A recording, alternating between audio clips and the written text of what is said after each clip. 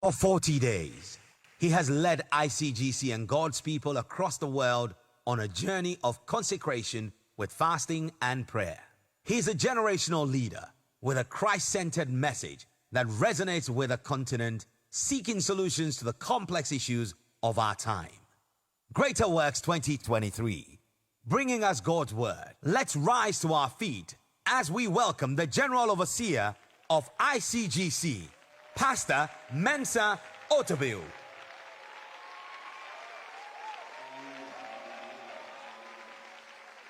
Please be seated in God's presence. And it's a great joy and an honor to be here again this morning as we journey from day 1 to day 2 and gradually get into day number 5. We believe that God has begun a good work with us and He will accomplish it in our lives. Amen? And this morning, just want to share a couple of thoughts with you as we just think about how to be effective for God and the times that we live in. God has called us to effectiveness. He's called us to produce results. He's called us to make an impact. And I believe that we have what it takes by His grace to make an impact in our time and in our day. And so I'm just going to share a couple of thoughts with you on that. And after I finish, Pastor Matthew will come in. And I don't want to take too much time. I'm going to try and do it very shortly so that he can have all the time to do what he has to do. Amen? So today I'm just going to share with you on a subject I have titled Roots to Fruits. Roots to Fruits. Each one of us wants to be fruitful. We want to produce results. I mean, last night I spoke about the dry bones of our lives, of our nations, of our continent, and God raising up an army. We are talking about just being fruitful, just being impactful. And many times when you are way behind and you want to make an impact, you try to rush the process. It's like, somebody who is 45 years old and has never been married. And if he's a man, he's 45 years, he's never been married. And then he finds a young lady or a lady that he wants to marry and proposes to the woman, and she agrees. And then all of a sudden he feels that I'm late. I've been waiting for 45 years, so instantly he wants to get married. He wants to do away with counseling, he wants to do away with all the process, and wants to rush into it because he's late. He has to redeem the time. And if it's a lady, you find that they want to rush the process. And so they rush the process and realize that, having delayed or being late does not give you the excuse to rush the process. Because then you realize that your 45 years of waiting for a good marriage, you marry at 45. By 46, you are so depressed and perplexed that you wonder, should I have been single or have married? Because you can't rush the process because of your emergency. Are you getting me? Just because you are in an emergency does not mean you can rush the process. Just because you are broke does not mean you have to get rich very quickly. Just because you start ministry late does not mean you have to jump the process and all of a sudden things are going to work for you. You have to follow the process. Everybody say, follow the process. All right. Now, Isaiah chapter 37, verse 31. By now, you should know that I spent a lot of time in Isaiah, in Jeremiah, in Ezekiel, in Hosea, the Old Testament prophets, because Christianity is based on their prophecy. They prophesied the times we are living in. And if you read the Old Testament always refers to these prophets and what they said about the times we live in. Whether it's Ezekiel talking about a new heart, it's about Jeremiah talking about a new covenant. All of them prophesied the unfolding of Christianity. And it's always good to go back and see those are called the prophets of hope, who prophesied the future of Israel, which eventually became the future of the church, the Christianity. So Isaiah chapter 37 verse 31. And it's a prophecy from Isaiah concerning the remnant. The remnant in Israel in that time refers to two groups of people. The Israelites who went into captivity. Most of them went to captivity in Babylon. Some went to Assyria. Those who went to Assyria dispersed, and it was very difficult to put them together. They became a mixed multitude. But those who went to Judah kept the faith. Those who went to Babylon kept the faith, the tribe of Judah and Benjamin, and they returned. And those who were returned from captivity, the Bible calls them the remnant. And then the remnant also refers to those who did not go into captivity. Because when Israel went into captivity, not everybody went into captivity. The conquerors didn't take weak people captive. So people who were weak, people who had nothing, people who were broke, people who were going nowhere, they left them on the land. They didn't need them. The nobles, the young men, those who had a future, they took them. Just like, what is happening now in our part of the world when a nation like Canada and sometimes the UK, Ireland, and all of these people, they give free visa, easy visa to Africans. And they are not going to the villages to say farmers and, Walasa people come, go to Canada. No, they're not going to. They want your nurses, they want your doctors, they want your young people who are bright. So that's what Nebuchadnezzar did in those days, and that's what the conquerors did.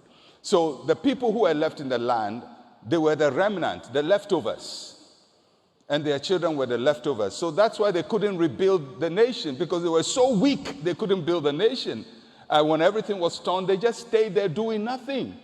For 70 years, they did nothing. So when God speaks about the remnant, he's talking about these groups of people who could do nothing, and those who went into slavery and are trying to come back. They are a bunch of people who could not do much. So Isaiah is speaking to them, and it says, to the remnant who have escaped of the house of Judah shall again take root downward and fruit upward. And I like the two phrases there.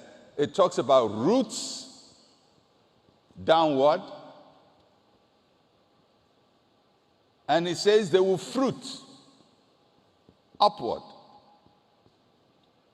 Isn't it amazing the process God is talking about? So if he says he's restoring Israel, or he's restoring Judah, or he's restoring Africa, he's restoring Ghana, he's restoring you, he's restoring me, he says the process is going to require roots and fruits, and he says that the roots will be downwards. The roots will be downwards before the fruits come upward. Now, many times when we think life has not treated us well, and things are hard, and we need to make progress, we want to fruit very quickly. We don't want to root downward. But God's process says you're going to root downwards. In other words, in the process of restoration, there's going to be something happening to you that would not be seen. It will be hidden. It will be you building roots. And then after you've built roots, you're going to shoot upwards and bear fruits. One of the problems of our continent, the African continent, and I'm going to say this, and some politicians may not agree with me, and some of you may not agree, but that's my view. When we attained independence, we were in a rush. We were in a rush. So instead of building roots, we wanted to fruit. So our great president, the Honorable Osagyefo Kwame Nkrumah, he wanted to fruit, didn't want to root. So every money he had, he built factories and built and built and built and built and built and built and built. Because we are late. We need to catch up with Britain. So fruit, fruit, fruit, fruit. And then we realized there was no root. There was no root. So we built a tomato factory, but we didn't have tomato farms. We built a tire factory, but we weren't producing enough rubber. So we built the factories, but we couldn't have raw materials. We didn't build the capacity for the root, for the fruits. So pretty soon we realized we were broke. We had nice, shiny projects that have all collapsed. And I don't blame them much. I mean, when you are behind, you always want to do something very quickly. And since then, you know, much of Africa, we have become a fruiting people without roots. Just go around. We just build grand things and build big things and build impressive things, and we can't run them. Because what it takes for fruiting is rooting. And the same thing applies, I use the analogy of marriage, applies to marriage. It applies to ministry. It applies to church. These days, you know, in the social media era, where fruiting is very easy. Fruiting is very easy. You put things on social media, put things on Instagram, put things on Twitter. Now it's X. Put it on X. Put things on Thread. Put things on Snapchat. Put TikTok, wherever. Put things there. And put nice pictures. Now I've seen a lot of pastors have developed the ability to produce nice graphics. So the guy's church is 2 people. But the PR graphics is massive. And you look at it and think, oh, wow, this guy is full of thousands. You go to the church, 3 people. You know, what is he trying to do? Instead of building the roots, he's going to the fruits. Roots are always downward. They are inner. They are hidden. It's a foundation. Fruits are outward. They are expressions of ministry. And I'm going to take us to the book of Luke and chapter 2. I like Luke chapter 2. Where is my eraser? They brought me ink without eraser. All right. But Luke chapter 2. Luke chapter 2. And I'm going to read from verse 41. But the whole of Luke chapter 2 is a book of announcements. I like Luke chapter 2 so much because it starts with an announcement from the governor on behalf of the Roman Empire that everybody should go to Jerusalem. Then we have an announcement of angels who go to announce to shepherds that Christ is born. We have an announcement made of John the Baptist, and so everybody's making an announcement. Then Simeon makes an announcement, and then Anna makes an announcement, and then it gets to verse 41, and Jesus is announcing his presence. One of the reasons why I like this passage in Luke chapter 2, because it is the only passage in the Gospels that talks about Jesus active before his ministry. Because in the Gospels, we see Jesus from age 30 upwards. So everything we see is Jesus in active ministry. And then we hear of Jesus being born, and really he's not active, he's just a baby. But this is the only passage in the Bible that gives us a clue of the mindset of Jesus before he started his ministry. Who was this personality? What kind of personality did he develop? What kind of attitudes did he have? What was Jesus before he started healing the sick and raising the dead and preaching all these things. What kind of person was he? And Luke chapter 2 from verse 41 tells us the kind of person he was. And it says this, and his parents went to Jerusalem every year at the feast of the Passover. And when he was 12 years old, they went up to Jerusalem according to the custom of the feast. According to the custom of the feast. When they had finished the days, as they returned, the boy Jesus, I like that phrase, the boy Jesus, not the man Jesus, this is the boy Jesus. Pastor Usu was talking about lads to bring their bread and their fish and step out and do things for God.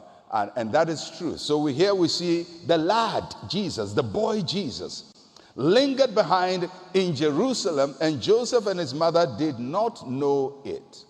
But supposing him to have been in the company, they went a day's journey and sought him among their relatives and acquaintances. And when they did not find him, they returned to Jerusalem seeking him. So it was after 3 days, they found him in the temple, sitting in the midst of the teachers, both listening to them and asking them questions. And all who heard him were astonished at his understanding and answers. So when they saw him, they were amazed, and his mother said to him, "Son, why have you done this to us? Look, your father and I have sought you anxiously." And he said to them, "Why did you seek me? Did you not know I must be about my father's business?" But they did not understand the statement which he spoke to them. Then he went down with them and came to Nazareth and was subject to them, but his mother kept all these things in her heart. And Jesus increased in wisdom and stature and in favor with God and man. So this is the picture of Jesus Christ as a young boy, and it gives us a picture of what produced him, how he developed in stature. And the verse, the passage chapter ends and says he increased in stature, in wisdom, and in favor with God and man. So it's talking about Jesus from a natural point of view. Jesus Christ is both fully God and fully man. But here we are seeing Jesus as fully man, the humanity of Jesus Christ, and the process he took or he went through to become who he is. And this verse shows us a few things about Jesus Christ. The first thing you see about Jesus Christ is separation. Separation. We'll say that this is during the fruiting, the rooting process of Jesus. This is the roots of Jesus. This is what produced him. Thank you very much for remembering. Separation.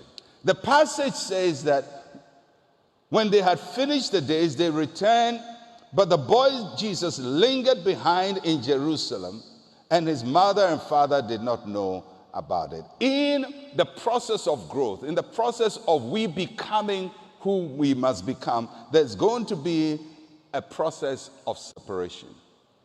Separation from the crowd, separation from just what everybody is doing. Jesus stayed behind. He separated himself. He established a uniqueness about himself. And if you look at it, the passage says that for 3 days, they looked for him, they didn't find him. 3 days. One day, they traveled a day's journey, that's day one. They returned another day, day two, and they spent 1 full day looking for him. 3 days.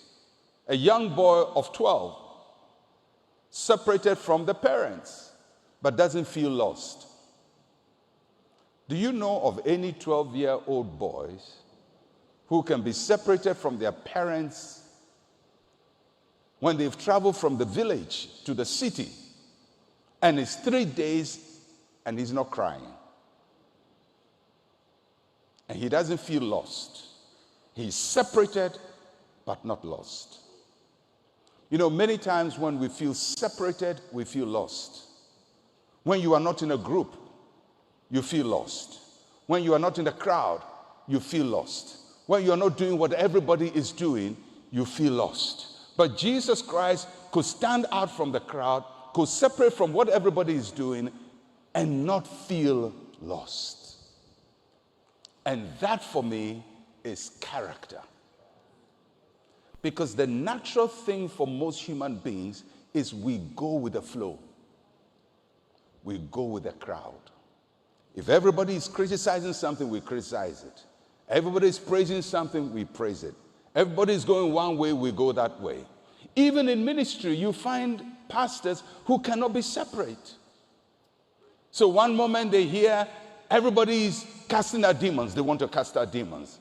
Next moment they hear everybody's prophesying, they call themselves prophets. I get amazed that these days it seems that no young preacher can be a preacher without calling themselves a prophet. It's amazing. I look at the young pastors of today, they're either called prophet or apostle. That's it. Because that's the crowd. That's what everybody is doing. That's the normal thing. That's the wave. And people who follow the wave cannot have an identity of their own. They have no roots. They have no roots. And Jesus did not follow the crowd, but he didn't feel lost. So for those of you who are young pastors, can you stand and be who you are? You know, I wish I would see young pastors who don't even bother to be called pastors. Just people call you Robert and call you John and call you Kweku. Just be different and not feel lost. Build something in you that is greater than a title.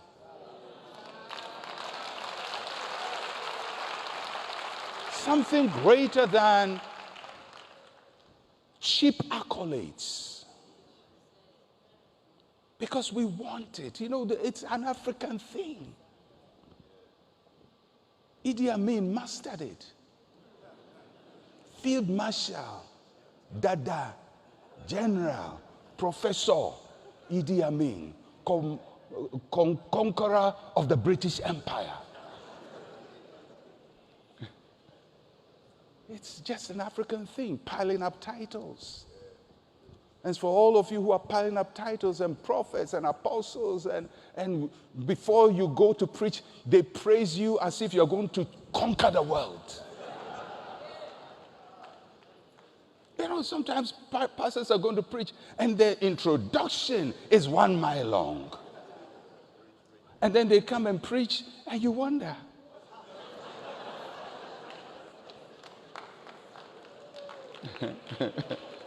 The storm came, but the rain didn't come. Ehumetu, insunanto.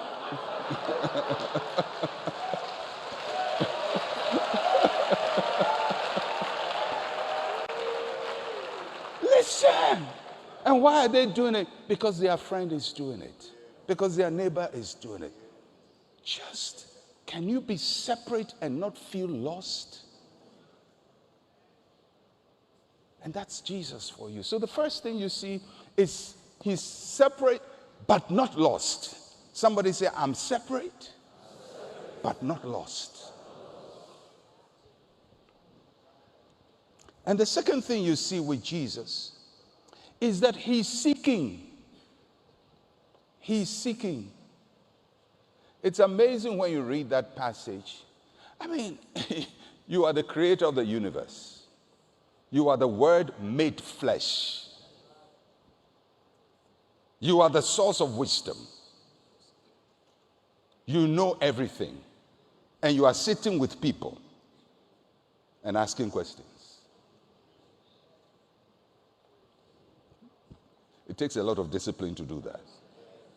Not to, these days you sit with people who know nothing and they can't listen. They talk. Jesus knows everything, but he's questioning. He's asking questions. He's seeking. And if you read how the passage puts it, it talks about the sequence. It says first he's listening. He gets engaged with what other people are saying. He's asking questions. He demonstrates understanding before he offers answers. Now I want you to think for a moment. In Jesus' lifetime, who were the people he dealt with most? The scribes, the Pharisees, the Sadducees, the teachers of the law. We hear from age 30, they bring him complicated questions and he answers. When did he develop that ability? Age 12. He's sitting with those same people he's going to encounter 18 years later. And he's asking them questions. So what do you think about that? What do you think about the Sabbath? And what do you think about that? And he knows their mindset before he engages them in his 30s. He's building his roots. He's building the roots. So by the time we see Jesus and he's giving all these answers to these theological questions that the Pharisees and the Sadducees and the teachers of the law are asking, and anytime we hear him giving answers, we clap and say, oh, wow, Jesus is so smart. But he started very early at age 12. He started with this same group whom he's going to encounter in the future, and he doesn't show them what he knows, but he learns what they know.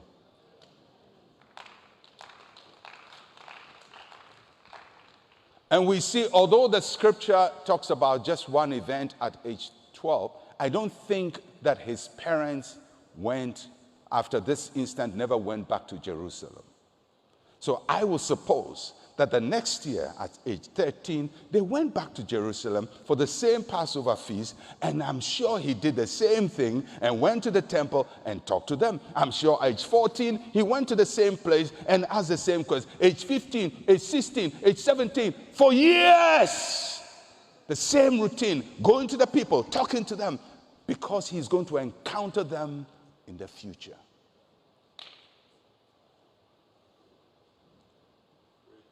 It's always important for you to have a sense of who you are going to be. But it is better to prepare yourself for who you are going to be. Isn't that? I mean, many of us know God has called us to do great things, but we have not taken time to separate ourselves and seek answers for the things that God wants us to do. And especially, I speak to young pastors because, I'm a pastor. That's my number one calling. And I feel for young pastors because I want them to do well. And I see that a lot of pastors, especially in this time, pastors are very, very shallow. Because they haven't separated and they haven't sought for anything. They haven't learned anything. Everything they learn is on Facebook. Everything they know, they say it. Every Sunday, what they teach is what they just learned. Listen to a tape, a CD, go online, listen to somebody on Thursday, and on Sunday you preach. So there's no learning, there's no internalization, there's no building of capacity. It's just constantly giving everything you know, so you are constantly an empty tank. So to you who are pastors, if everything you preach is everything you know, you're empty.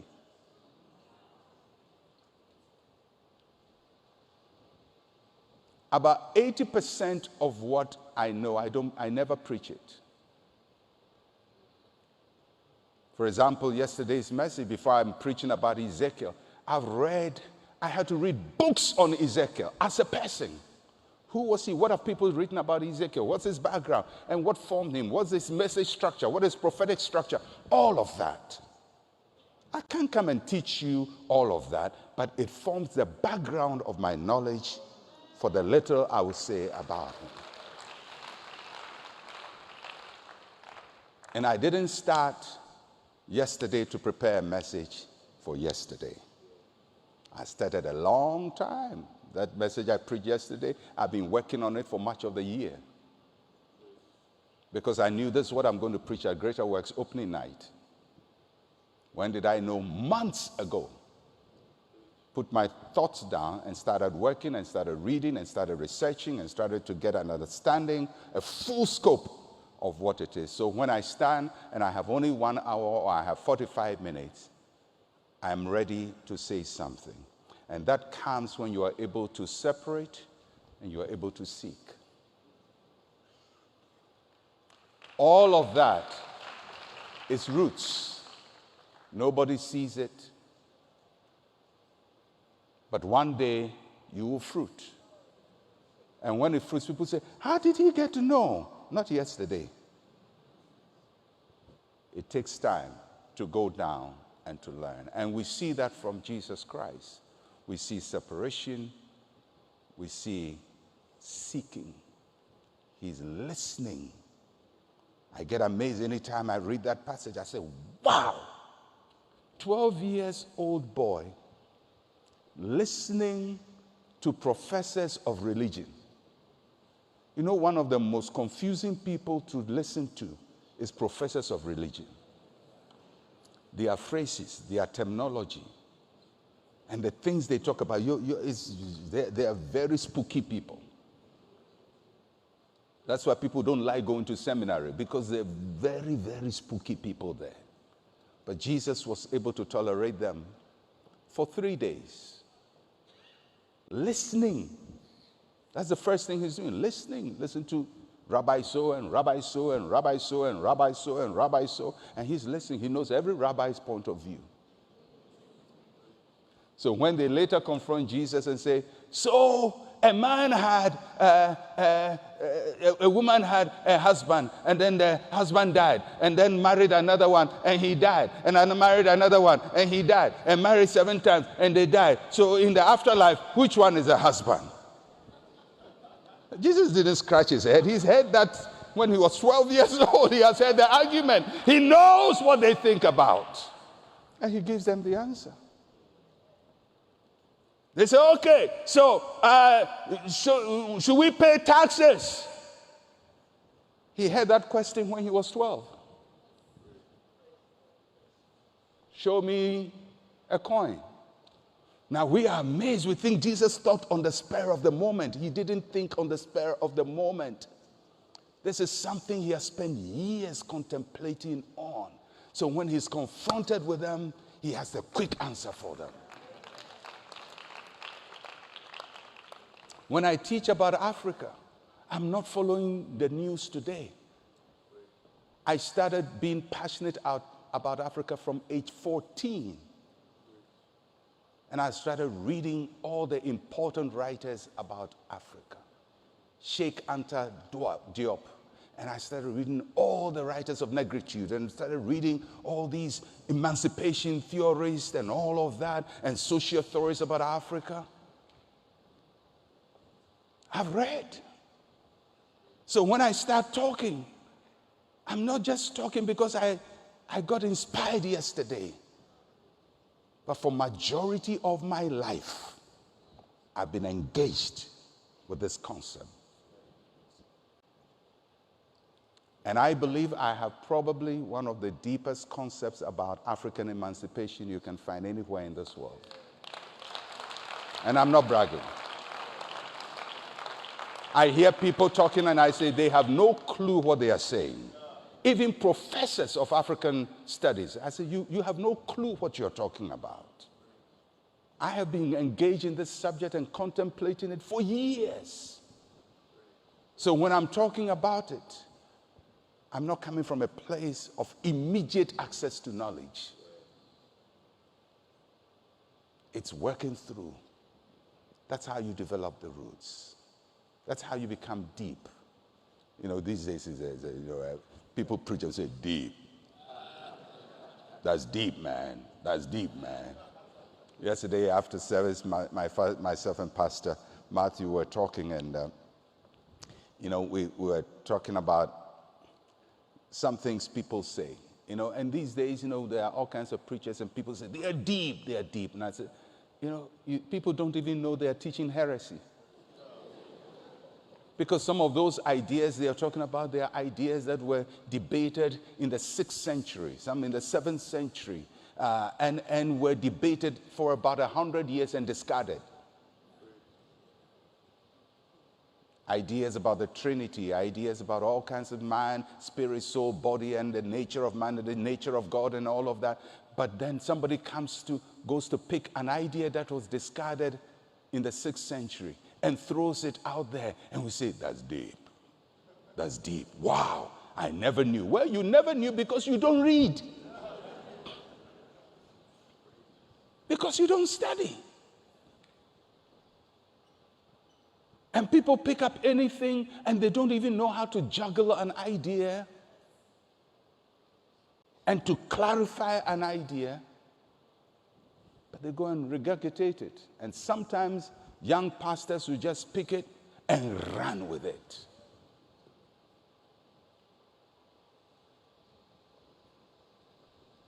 But we see Jesus developing his roots in ministry. And the thing that I like about Jesus is that he has a sense of security. When you have a sense of security, you don't show off. You know who you are. I mean, can you imagine you are 12 years old and you know that you created all these people you're talking about?